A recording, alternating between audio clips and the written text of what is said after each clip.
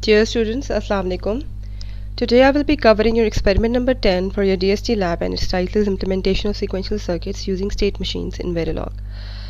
The state machines are a very important concept, and since we have already gone through these, so I'm just trying to emphasize the significance of the state machines for designing any kind of circuit, especially the synchronous or even asynchronous, but however, since we have not yet touched the topic of the asynchronous sequential circuits, so I will not be focusing on that for the moment.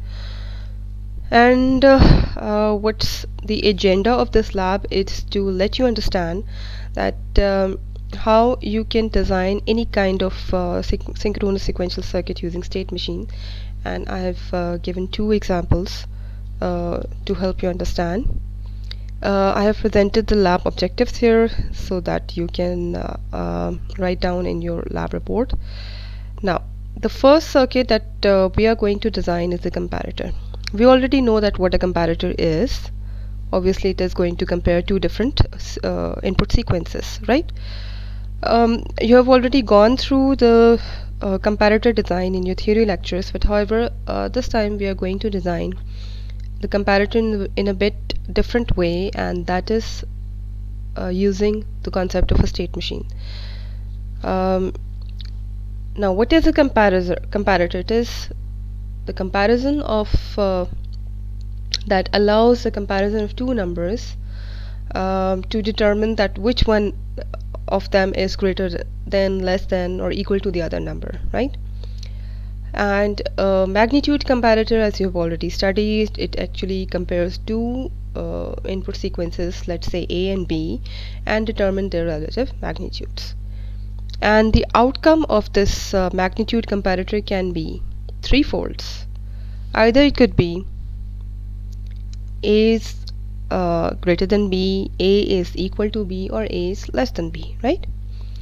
Now this is a bit mistake. This is 2 raised to power 2n, not 22n.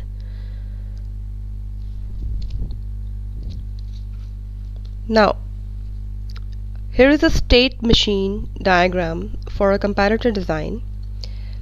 The first one is describing the Moore type of state machine, and the other is describing the Mealy machine.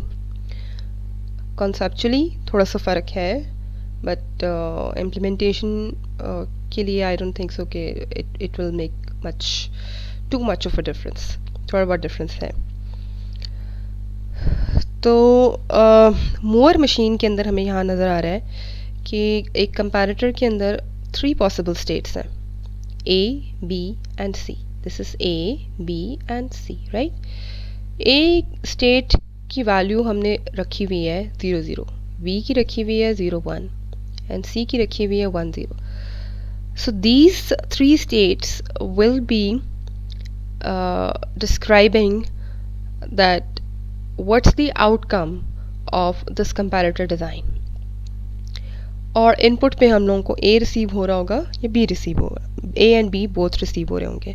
तो अब आप बेशक states का नाम S0, S1 and S2 रख लें, it doesn't matter. State का नाम आप जो मर्जी रख सकते हैं.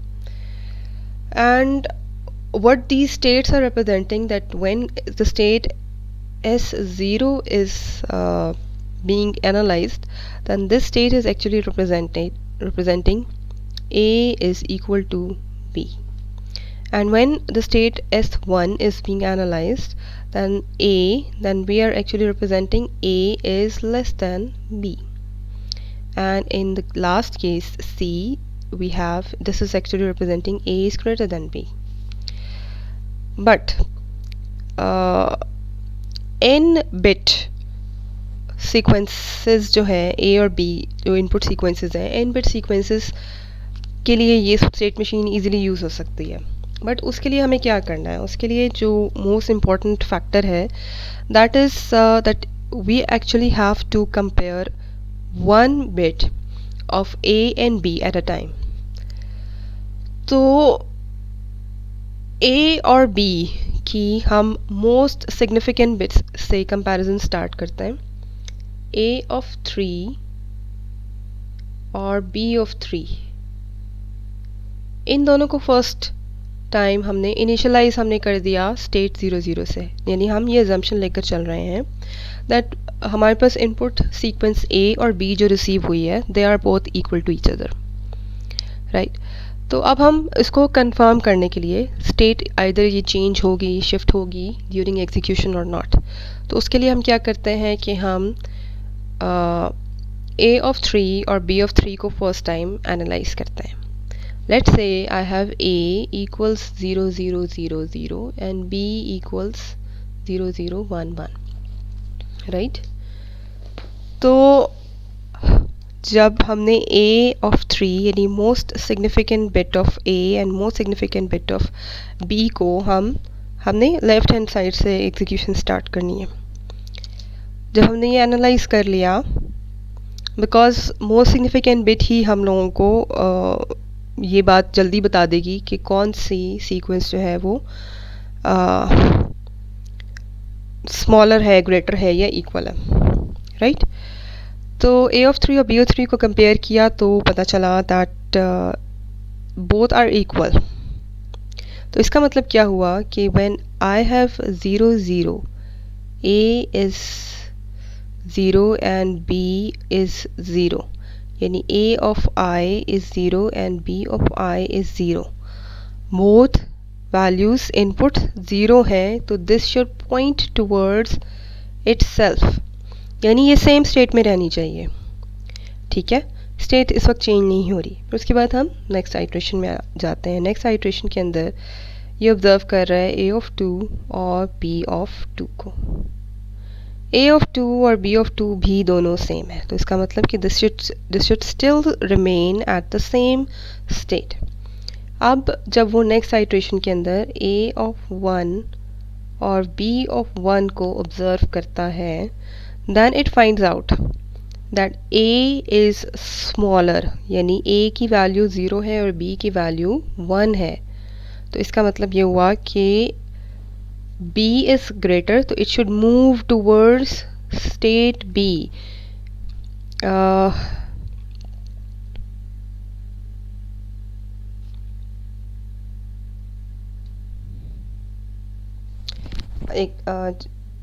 Let me no, actually according to this design, when we have A is 0, A is 1 and B is 0, तब ये इस स्टेट के अंदर मूव कर रहा है. तो इसका मतलब ये हुआ कि यहाँ पर उल्टा होना चाहिए.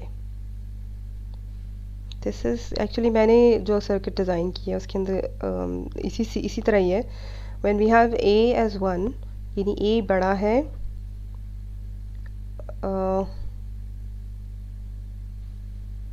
And this is A is less than B, right. तो अब इसका मतलब कि ये मूव करना चाहिए toward state C. State C कह लें, या इसको हम अगर S0, S1, S2 कह लें तो ये बेहतर ऑप्शन है, सो दैट हमारे पास इनपुट्स A और B जो है ये डिस्टिंग्विश्ड रहें. तो this means that when I have A smaller and B larger, तो हमने इस स्टेट को S2 की तरफ मूव कर दिया, राइट. तो हमारा डिसीजन थर्ड आइट्रेशन के ऊपर ही हो गया, बट हाउ फोर्थ आइट्रेशन को भी वो देख लेगा that still A is smaller and B is larger. तो अब यहाँ पर स्टेट C पे आने के बाद, यानी इसके अकॉर्डिंग जब हमारे पास एक आइट्रेशन के अंदर, किसी भी आइट्रेशन के अंदर नेक्स्ट स्टेट में वो मूव कर जाता है, ठीक है, तो उसके बाद इनपुट सीक्वेंस जो मर्जी हो, आइदर 0 0 हो, 0 1 हो, 1 0 हो और या 1 1 हो, यानी A और B के अंदर जो भी पड़ा हो it should remain in the same state, right. अब अगर हमारे पास सीक्वेंस अगर थोड़ी सी चेंज होती है, लेट्स से 0 0 1 0 0 0 A है एंड B इज़ 0 1 0 0, राइट. तो अब पहली आइट्रेशन के अंदर ही ये हमें ये बता रहा है कि A is greater than B, यानी ये it should move towards the state S1, right.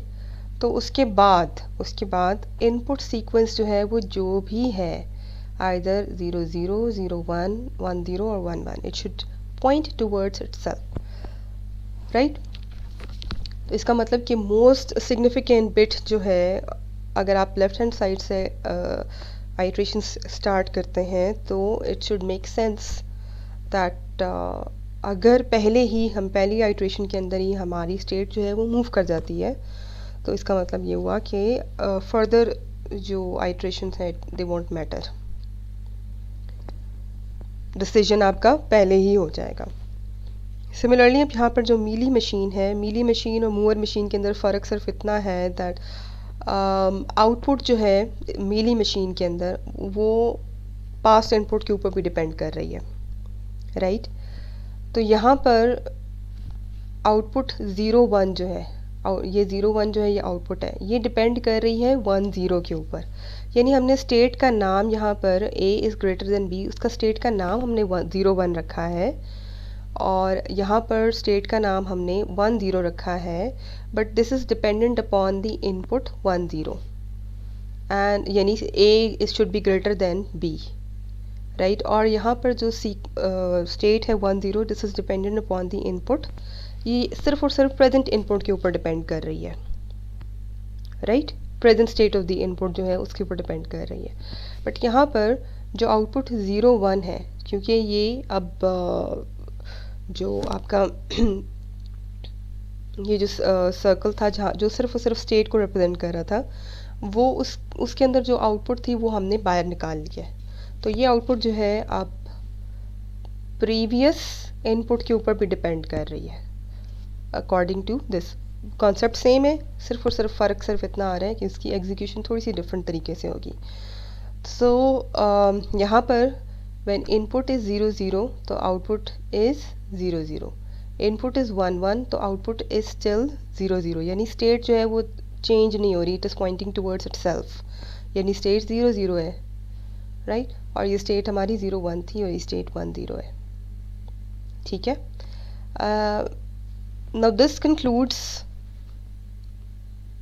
this thing and let's see इसको हमने वेरिलॉग में किस तरह से डिज़ाइन किया है। बट हाउएवर थोड़ा सा प्रॉब्लम है इस सर्किट के अंदर। This is right. तो इसके अंदर कंपैरेटर मॉड्यूल है, मॉड्यूल का नाम है and I have presented in output reg Y. ये y जो है ये स्टोर करेगी, क्योंकि ये मैं मूवर टाइप का जो फर्स्ट वाला था इसी को इम्प्लीमेंट कर रही हूँ, इसको मैं इम्प्लीमेंट नहीं कर रही। मीली टाइप का भी एक और मैं एग्जांपल आपको दिखा दूँगी so that you have an idea that what's the difference between both implementations. तो इसके अंदर एक आउटपुट रेज है 2 बिट्स की, जो कि एक्चुअली इन द एंड जब हमने लास्ट सारी स्टेट्स डिफाइन कर दी तो उसके बाद ये y को जो भी स्टेट करंट आखिरी स्टेट होगी उसको स्टोर करा देगा, राइट। एंड इनपुट हमने एक लिया है a that is of 4 bits and एक हमने b लिया है दैट इज़ ऑल्सो 4 बिट्स, एक हमने रीसेट की इनपुट ली और एक क्लॉक की इनपुट ली है, राइट। और उसके बाद अब हम आते हैं नेक्स्ट स्टेट के नाम का हमने एक रजिस्टर इंट्रोड्यूस करवाया, यानी इसका स्कोप जो है because since it is not an output port neither it is an input port, तो इसका स्कोप जो है वो लिमिटेड है and it will only work with in the always block. और एक इंटरमीडिएट आउटपुट है जो कि इस ऑलवेज ब्लॉक से बाहर शायद ये यूज़ नहीं हो सकती, राइट। तो अब उसके बाद हमारा ऑलवेज ब्लॉक स्टार्ट होता है जिसके अंदर एक जो एक ट्रिगरिंग इवेंट है that is positive edge of clock and after that हम एक चेक लगा रहे हैं कि अगर RST इज़ 0, यानी रीसेट के अंदर हमने अगर 0 इंट्रोड्यूस करवाया है थ्रू द टेस्ट बेंच, तो नेक्स्ट स्टेट को इनिशियलाइज करवाएगा विथ S0, राइट। अब इम्पोर्टेंट चीज़ क्या है कि हमने यहाँ पर एक पैरामीटर के नाम से तीनों की तीनों जो स्टेट्स हैं उनका हमने नाम भी रख लिया है और उसके अंदर जो वैल्यू स्टोर करवानी है हमने वो भी मेंशन कर दी है, राइट। और एक m नाम का एक वेरिएबल है which is actually representing the length of the size of these variables, ठीक है ना। अब इस ऑलवेज ब्लॉक के अंदर ही हमने एक और ऑलवेज ब्लॉक स्टार्ट किया जो कि डिपेंड कर रहा है इनपुट a और b के ऊपर, इनकी ट्रिगरिंग, ये इसके इनके ट्रिगरिंग इवेंट है, यानी जैसे ही a और b चेंज होंगे, a या b चेंज होंगे तो ये ऑलवेज ब्लॉक एग्जीक्यूट होगा। तो ओबियसली टेस्ट बेंच के अंदर जब हम फर्स्ट टाइम a और b पास करेंगे तो इसका मतलब कि इसको एग्जीक्यूट होना चाहिए। आफ्टर दैट मैं एक फॉर लूप इंट्रोड्यूस करवा रही हूँ। फॉर लूप एग्जीक्यूट करने का पर्पस यही है दैट हम चाह रहे हैं कि a और b जो है उसको हम स्प्लिट करें in the form of independent sequence values, यानी कि अगर 4 बिट a है 4 बिट b है तो हम इकट्ठा उसको पास नहीं कर रहे इस कंपैरिजन के अंदर, हम बिट बाय बिट इनको पास कर रहे हैं इस लूप के अंदर, राइट। तो पहले हम, अब इसके अंदर प्रॉब्लम क्या है, इस कोड के अंदर प्रॉब्लम जो है, प्रॉब्लम ये है कि यहाँ पर जो मैंने इंट्रोड्यूस करवाया है दैट इज़ दैट जब ये स्टेट ज़ीरो पर आता है, यहाँ पर जब स्टेट ज़ीरो के ऊपर इनिशियलाइज हो गया तो उसके बाद ये सारे कंपैरिजन्स करने के बाद डिसाइड कर लेगा दैट सीक्वेंस A और B जो है they are either equal to greater than और लेस देन, और ये नेक्स्ट स्टेट जो है वो डिफाइन कर देगा। बट नेक्स्ट स्टेट के अंदर यहाँ पर according to this FSM next state के अंदर भी ये फर्दर एग्जीक्यूशंस कर रहा है that it is dependent upon any variation in A or B does not affect the output, यानी it should remain in the same state। यहाँ पर भी ऐसा ही है कि B is dependent upon is independent on both the values of A and B, and whatever the values of A and B are it should point towards itself। तो I tried that but उसके अंदर कुछ problems आ रहे थे तो output ठीक नहीं आ रही थी, सो आई हैव ओनली स्टेट 1 के ऊपर ही रहते हुए डिसीजन ले रही हूँ। तो समहाउ किसी हद तक आंसर ठीक आ रहा है but not for all kind of values. I will leave it up to you that if you can figure it out that अगर कोई इसका सोल्यूशन आपको मिलता है। नाउ अब पहले चेक में वो क्या कर रहा है, इनिशियलाइज हो गई है स्टेट ज़ीरो के साथ, S0 के साथ, राइट। और उसके बाद अगर A ऑफ I, अब ये लूप स्टार्ट हो रहा है रिवर्सिबली, रिवर्स साइड से स्टार्ट हो रहा है, यानी I is equal to M के अंदर 3 पड़ा हुआ है तो A ऑफ 3 को B ऑफ 3 के साथ ये कंपेयर कर रहा है। अगर वो दोनों इक्वल हैं, राइट, तो फिर क्या करो, 0 0 और 1 1 बोथ की कंडीशन इसी के साथ ही चेक हो जाएगी, राइट। अगर A ऑफ 3 और B ऑफ 3 के अंदर 0 0 पड़ा है या 1 1 पड़ा है तो दोनों इस कंडीशन के साथ चेक हो जाएगी, राइट। तो नेक्स्ट स्टेट को हमने S0 यानी it should point towards itself, यानी 0 0 हो या 1 1 हो, बोथ केस के अंदर it should point towards itself, right. Else if A of I यानी A ऑफ 3 अगर वो दोनों इक्वल नहीं है, तो अगर A of I is greater than B of I यानी A के अंदर 1 पड़ा है और B के अंदर 0 पड़ा है तो नेक्स्ट स्टेट को S1 कर रहे हैं, और S1 के अंदर मैंने 0 1 रखा हुआ है, राइट। और एल्स है अगर A of I is less than B of I then next state को S2 कर दें, और उसके बाद हम नेक्स्ट स्टेट के ऊपर नहीं जा रहे। Generally when we design a state machine code then we actually go to each and every state machine and describe its behavior, but उस सिचुएशन के अंदर कुछ प्रॉब्लम्स आ रहे थे, राइट। तो अब मैंने यहाँ पर जो टेस्ट बेंच बनाया है उसके बाद right, this is a Moore machine. तो मूर मशीन के अंदर जब हम नेक्स्ट स्टेट के अंदर पहुँच गए तो नेक्स्ट स्टेट के अंदर पहुँचने के बाद I am actually taking out the output, यानी आउटपुट जो है वो या ए होगी या स्टेट ए होगी या स्टेट बी, यानी या स्टेट S0 होगी या स्टेट S1 होगी या स्टेट S2 होगी, राइट। तो इसका मतलब कि नेक्स्ट स्टेट के अंदर जो भी पड़ा हुआ है वो मैं y के अंदर पास करवा रही हूँ, और सिंस नेक्स्ट स्टेट का जो स्कोप है that remains with in this always block, तो ये जो मेन ऑलवेज ब्लॉक है इसके अंदर ही मैं इसको पास करवा रही हूँ, तो that will not give any error, right. तो मीली मशीन के अंदर ये होता है कि हमारी हर एक चेक के बाद जो है, जब भी हम स्टेट चेंज करेंगे तो हर स्टेट के बाद हम आउटपुट को डिफाइन कर लेंगे, राइट, कि आउटपुट के अंदर क्या चेंजेस आ रही हैं। तो यहाँ पर मैंने इनिशियलाइज करवा दिया रीसेट को एज ज़ीरो। रीसेट को ज़ीरो करवाने की वजह से 10 नैनो सेकेंड्स का डिले दिया, तो उसके बाद ये इनिशियलाइज हो जाएगा विद S0, स्टेट S0 के साथ इनिशियलाइज हो जाएगा, राइट। उसके बाद यहाँ पर मैंने टेस्ट बेंच के अंदर A और B की डिफरेंट वैल्यूज़ पास करवाई हैं, राइट, और हर एक को मैंने जितना भी क्लॉक पीरियड था उसके अकॉर्डिंग डिले दिया है 20 नैनो सेकेंड्स का, राइट। अब हम इसको रन करते हैं। नाउ फर्स्ट केस के अंदर A और B दोनों ज़ीरो हैं, तो हमारी आउटपुट जो है दैट इज़ ज़ीरो, यानी ये स्टेट ज़ीरो को रिप्रेजेंट कर रहा है। A और B, A में 10 पड़ा हुआ है, B में 4 पड़ा हुआ है, आउटपुट हमारी 1 आ रही है। 1 का मतलब ये है कि यहाँ पर A of I is greater than B of I, right. तो फिर ये स्टेट 1 की तरफ रिप्रेजेंट कर रहा है। तो स्टेट 1 के अंदर हमने क्या रखा हुआ था, 0 1, इसकी वैल्यू है 0 1, तो ये 0 1 को एज 1 रिप्रेजेंट कर रहा है। तो स्टेट 2 जब होगी तब ये 2 रिप्रेजेंट करेगा। अब थर्ड केस है जिसके अंदर A is equal to 11 and B is 0, तो Y को ये 1 डिस्प्ले करवा रहा है, राइट। दिस इज़ करेक्ट, ऐसा ही होना चाहिए।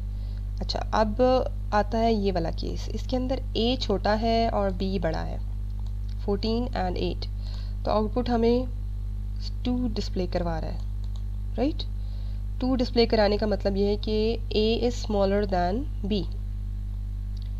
आप ये वाला केस देखते हैं, इसके अंदर A is smaller than B, तो ये स्टेट 2 रिप्रेजेंट कर रहा है। एंड इसके बाद A is greater than B, तो ये स्टेट 1 रिप्रेजेंट कर रहा है, and A is smaller than B, तो ये स्टेट 2 रिप्रेजेंट कर रहा है। तो for some values this works perfectly fine, but for others it does show some problems.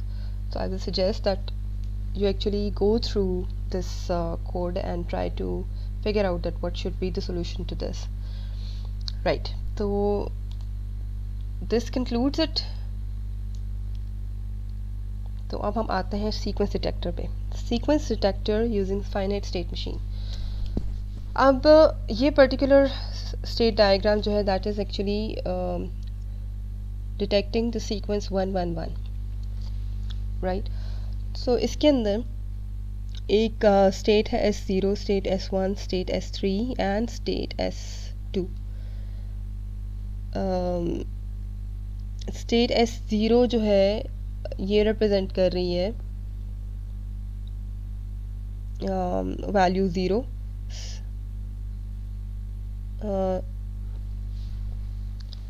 Okay. इसको हम इस तरह से समझने की कोशिश करते हैं कि सीक्वेंस है हमारे पास 1 1 1, तो इनिशियल स्टार्ट पॉइंट है हमारा, इनिशियलाइज जब स्टेट होगी तो वो यहाँ से इनिशियलाइज हो रही है, राइट।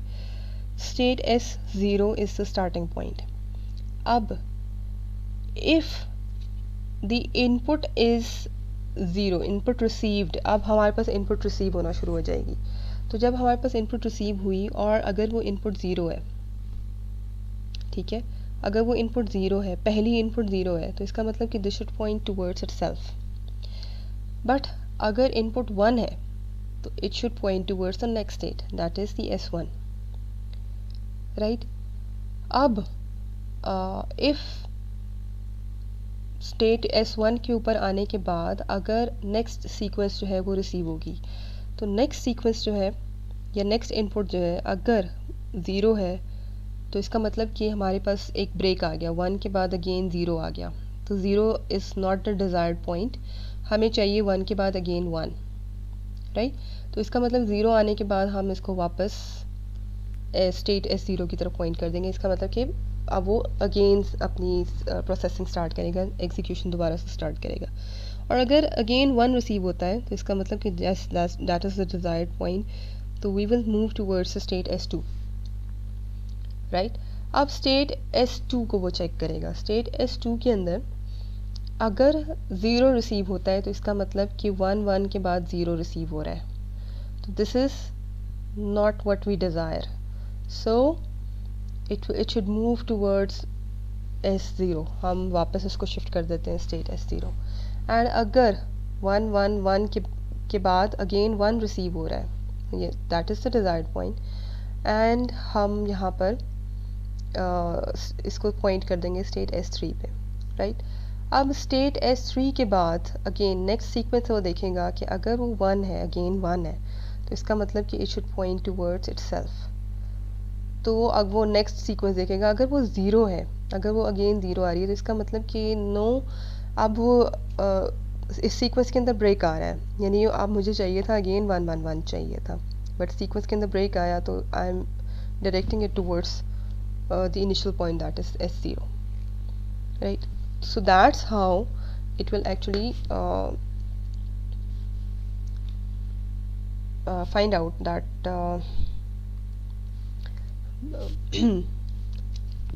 सीक्वेंस 1 जो है उसको किस तरह से रिसीव करेगा। अब एक और हम यहाँ पर एक मीली मशीन देखते हैं। इसी को अगर हम मीली मशीन के ज़रिए बनाने की कोशिश करेंगे, this is S0, this is S1, S2 and S3। अब अगर इनपुट इज़ 0 तो आउटपुट भी 0 होनी चाहिए, right, since it is pointing towards itself और ये डिज़ायर्ड आउटपुट नहीं है, right. But if it is 1 तो इसका मतलब कि this should point towards next state, but इस केस के अंदर भी आउटपुट 0 ही होगी। आउटपुट 0 क्यों है? क्योंकि अभी तक हम लोगों को हमारी डिज़ायर्ड आउटपुट नहीं मिली या डिज़ायर्ड सीक्वेंस नहीं मिली, दैट इज़ 1 राइट। अभी सिर्फ हमें इन तीनों में से फर्स्ट 1 रिसीव हुआ है, राइट। अब अगर हम लोगों ने स्टेट 1 को ऑब्जर्व करना है तो स्टेट 1 का बिहेवियर ऐसा है दैट अगर 0 रिसीव होता है तो it will move back to state S1। 0 input है तो 0 ही आउटपुट है, राइट। और अगर 1 रिसीव होता है तो it should move towards next state 1, but still output should be 0। Output 0 क्यों है? क्योंकि अभी हमारे पास 1 रिसीव हुआ है, थर्ड जो सीक्वेंस है वो अभी हमें 1 रिसीव नहीं हुई, राइट। तो उसके बाद हम स्टेट 2 का बिहेवियर ऑब्जर्व कर रहे हैं। स्टेट 2 के बिहेवियर के अंदर अगर 0 है तो it will move back to S0, और 0 इनपुट है और 0 ही आउटपुट होगी, राइट। एंड इसके अंदर अगर 1 है तो इसका मतलब क्या हुआ कि हमारे पास यहाँ पर 1 आउटपुट आ जाएगी, राइट।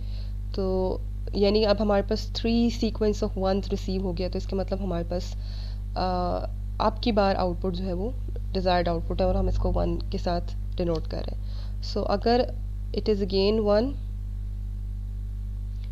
तो हम यहाँ पर 0 ही लिखेंगे क्योंकि अभी हमारे पास सिर्फ फर्स्ट सीक्वेंस रिसीव हुई है, यानी नेक्स्ट 1 एक दफ़ा रिसीव हो गया, सेकंड टाइम 1 जब रिसीव होना है तो उसके लिए हम लोगों को आउटपुट जो है वो एज 0 रिप्रेजेंट करनी पड़ेगी, राइट। और उसके बाद अगर वो 0 है तो आउटपुट भी 0 ही है, राइट, और it should point towards S0। So this is how a Mealy machine is going to be design. तो अब हम इसका कोड एक दफ़ा देख लेते हैं।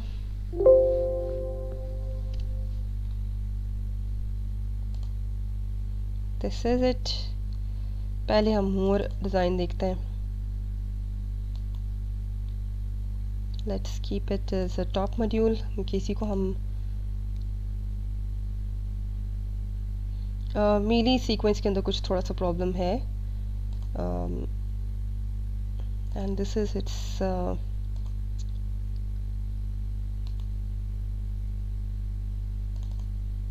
Test bench. तो अब हम इसको देखते हैं।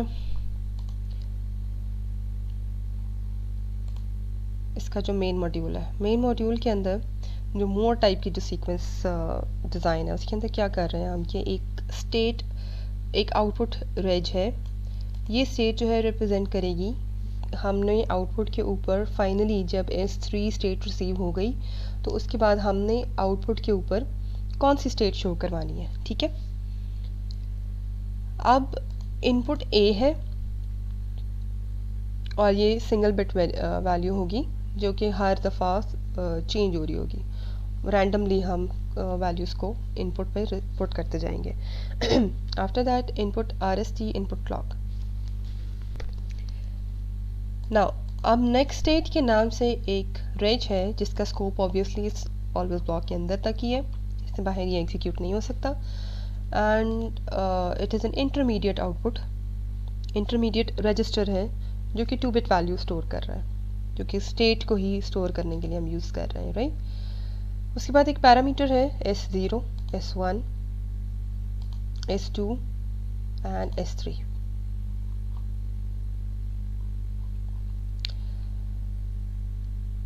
और इन सब की वैल्यूज़ जो है वो हमने यहाँ पर मेंशन करती हैं। उसके बाद हमने एक ऑलवेज ब्लॉक स्टार्ट किया जिसके अंदर ट्रिगरिंग इवेंट्स हैं क्लॉक और नेगेटिव एज RST, ये आप ना भी लिखें तो इट डजेंट मैटर, खाली क्लॉक के ऊपर भी डिपेंडेंट ये है तो it's okay. RST is equal to 0 है तो ये इनिशियलाइज करा देगा नेक्स्ट स्टेट को विद S0, राइट। उसके बाद ऑलवेज ब्लॉक नेक्स्ट स्टार्ट होगा जिसके अंदर ट्रिगरिंग इवेंट्स जो है, एक स्टेट है, स्टेट जो भी रिसीव होगी, करंट स्टेट जो है इनपुट की, राइट, और A इज़ द इनपुट। अब हम केस एक स्टार्ट कर रहे हैं जिसके अंदर हम स्टेट की 4 डिफरेंट वैल्यूज़ रिसीव कर रहे हैं और 4 डिफरेंट वैल्यूज़ के ऊपर हम कंडीशन सेट करने के बाद हम देख रहे हैं कि हर केस के बाद उसका एनालिसिस करने के बाद हम इसका बिहेवियर देख रहे हैं कि वो किस सिचुएशन के अंदर नेक्स्ट स्टेट के ऊपर जा रही है, राइट। तो अगर if A is equal to 0, यानी अगर सीक्वेंस हमारे पास 0 है, राइट, बिल्कुल हम इसी को फॉलो कर रहे हैं इसको। तो अगर इनपुट हमारे पास 0 है तो it should point towards itself, yes it is next state is equal to S0, yes point towards itself. Else अगर A इज़ इक्वल टू 1 है तो it should point towards the next state that is S1। अगर now अब हम next state पर आते हैं। Next state के अंदर if it is 0 then it will go back to S0 and if it is 1 it will go towards state S2 S1 sorry S2। तो इसके अंदर अगर A 0 है तो it will go back to S0 and A 1 है तो it will go to S2। State S2 के अंदर भी ऐसे ही है, अगर A 0 है तो it will go back to S0 and if A is equal to 1 then it will go towards the last state that is the S3। और S3 पे आने के बाद अब वो लास्ट कंडीशन चेक करेगा जिसके बाद पता चल जाएगा कि अगर सीक्वेंस जो है वो अब 3 1 1 1 रिसीव हो गई है, राइट। तो अगर A इज़ इक्वल टू 0 है तो it will go back to S0 and अगर A इज़ इक्वल टू 1 है then it will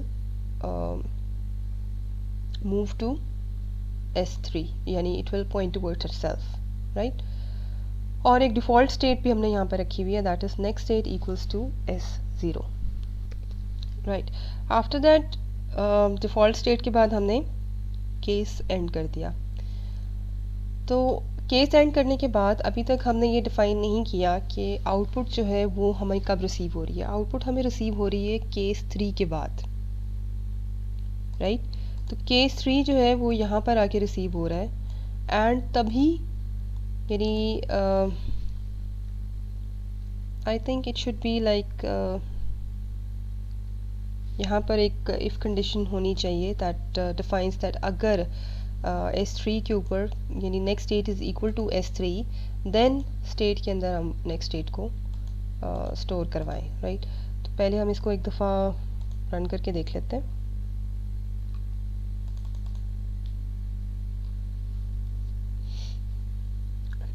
test bench के अंदर मैंने यहाँ पर RST को इनिशियलाइज़ करवाया 0 से, उसके बाद मैंने क्लॉक स्टार्ट की है और क्लॉक के बाद मैंने न्यू इनिशियल ब्लॉक स्टार्ट करने के बाद RST को अगेन 1 किया है और अब मैं A के अंदर डिफरेंट वैल्यूज़ पास कर रही हूँ।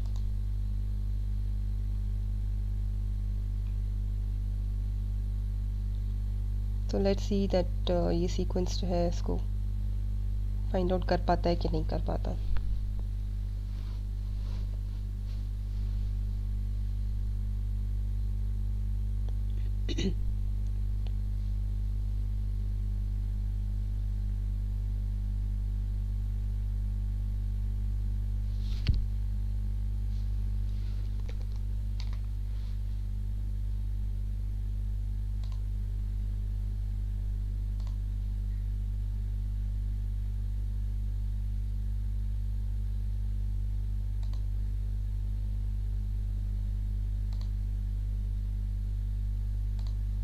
मैंने यहाँ पर आई थिंक आउटपुट को स्टेट से ही डिफाइन किया हुआ है, राइट। तो यहाँ पर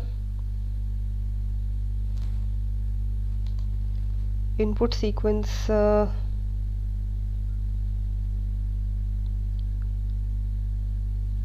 अच्छा बीच में कुछ सीक्वेंसेस ये मिस कर रहा है, I don't know why it is missing that, but however ये फर्स्ट सीक्वेंस जो है अपनी डिज़ायर्ड सीक्वेंस जो है वो यहाँ पर आके रिसीव कर रहा है, राइट। 0 के बाद 20 और 40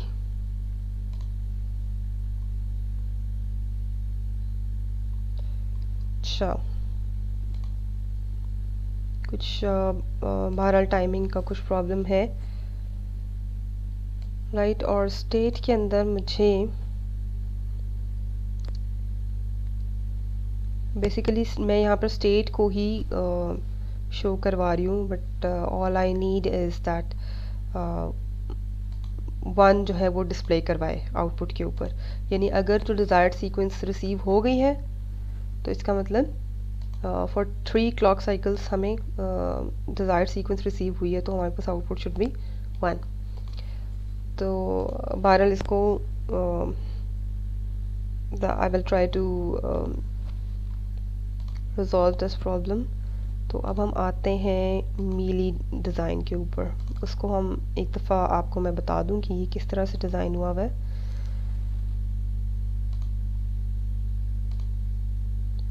राइट, तो इसके अंदर भी स्टार्टिंग सेम सीक्वेंस से स्टार्ट हुई कि हमारे पास एक आउटपुट है, आउटपुट रेज है, state that is actually storing the 2 bit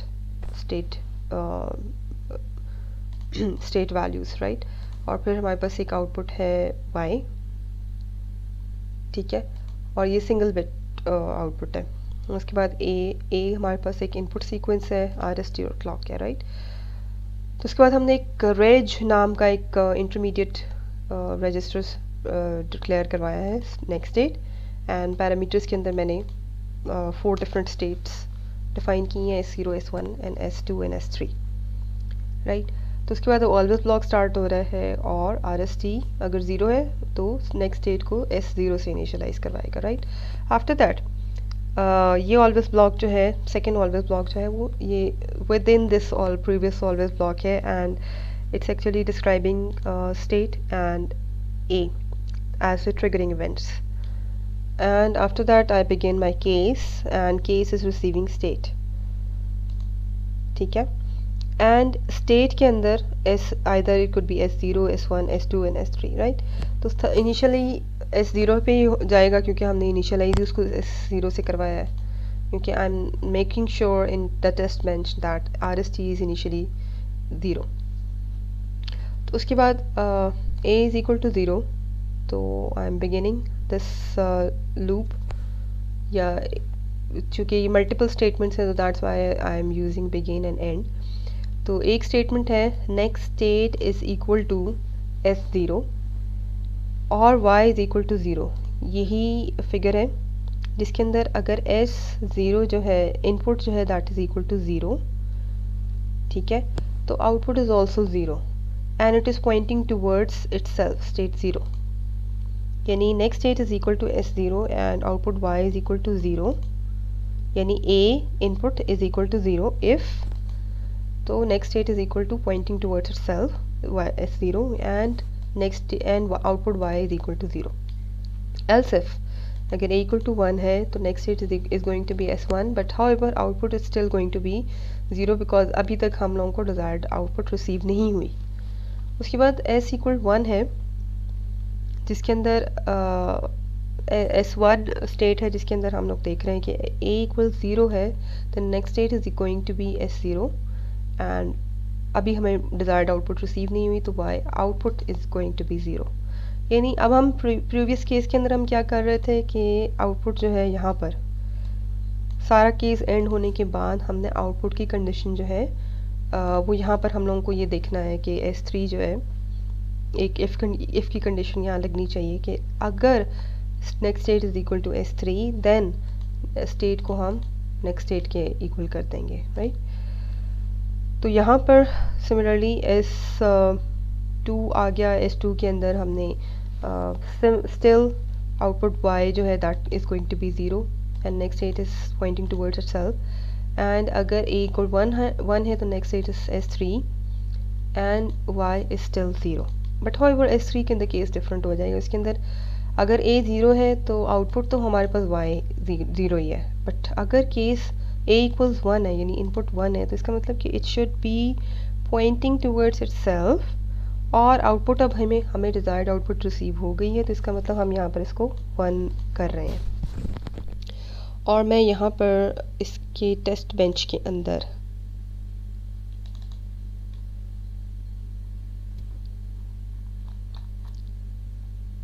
display करवा रही हूँ, यहाँ मॉनिटर डिस्प्ले करवा रही हूँ a और y को, राइट. तो आई थिंक इसके अंदर प्रॉब्लम है.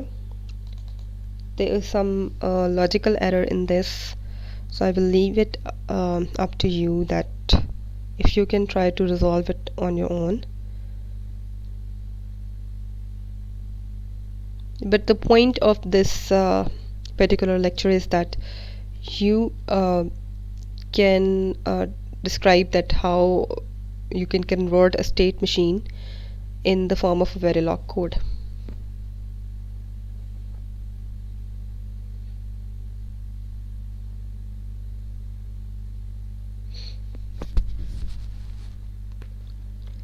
So this is the problem here that output जो है वो display नहीं हो रही somehow, right.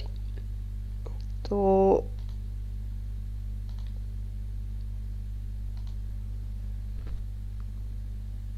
these are the lab tasks.